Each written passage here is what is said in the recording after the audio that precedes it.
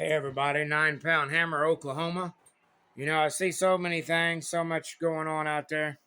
People trying to change the way they sound on the CB radio. Try to change the way they sound. And then they end up with a bunch of distortion, splatterbox, nonsense. Whoa, whoa, whoa, whoa. Can't even understand them.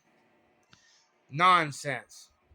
The whole idea in this hobby, guys, and with the CB damn radio or any type of radio, when you're talking amplitude modulation or audio in general, especially when you're talking about induced voice being introduced to a microphone, and then the audio chain and circuit of the transmitter taking that and trying to process it or and make a signal. The biggest mistake in this hobby, guys, and this is my opinion, but it's truly, what I say over and over and over. Guys, take your natural voice, take the voice that you have, and if you're going to modify or do anything to the audio networks or the audio circuitry of a radio on AM, if you do anything, focus on the frequency response around your natural voice. Don't, for instance, if you have, obviously, listen to me. I don't have a great big bottom end. I don't have a bottom end. I'm an upper end, an upper end, a high end guy. I'm a high end, mid range type guy. That's what comes out of my voice. But one thing about my voice is my voice has amplitude. I have a hot voice. And one of the most important things that you can do if you guys are really, really wanting to sound good on the CB radio, any type of amateur radio, any type of radio, is to take your natural voice, take the voice that you have, and keep that. Don't try to take, for instance, I have this high-end voice, this MIDI high-end. Don't try to take that and try to produce it into something that's going to be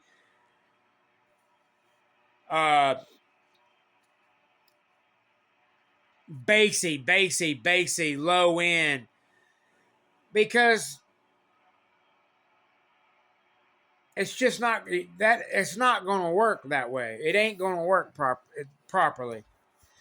Try to take that damn glare. Try to take your natural voice. You might have to play and see around, see where you're. I don't know if you might have to figure out exactly where you're at in frequency. Like, I know exactly where my low ends and the high ends of my voice are. I know where my voice range is. And they're extremely dynamic. But I focus myself. I have the type of element that I work with in my audio circuits and my microphone circuits are 50 hertz to 10,000 hertz.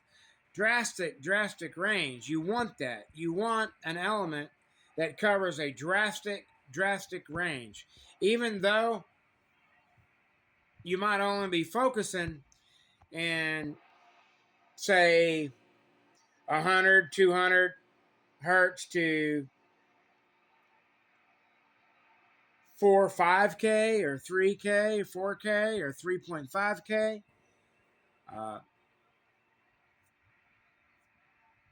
You're not really going to be that low. You're going to be more like a couple hundred, 200, 150, 200, 250, 300, 350, just depending on. But you want that range. But what I'm getting at is they trying to do too much let's get back to the basics. Trying to do too much and get too far away your natural voice. The whole point of what I'm trying to say is try to focus what you're doing around the natural voice, around your natural frequency, your natural voice. If you've got a really, really bottom end, then you're going to focus to work with that. Don't try to do something that's so drastically away from your natural voice. 7-3.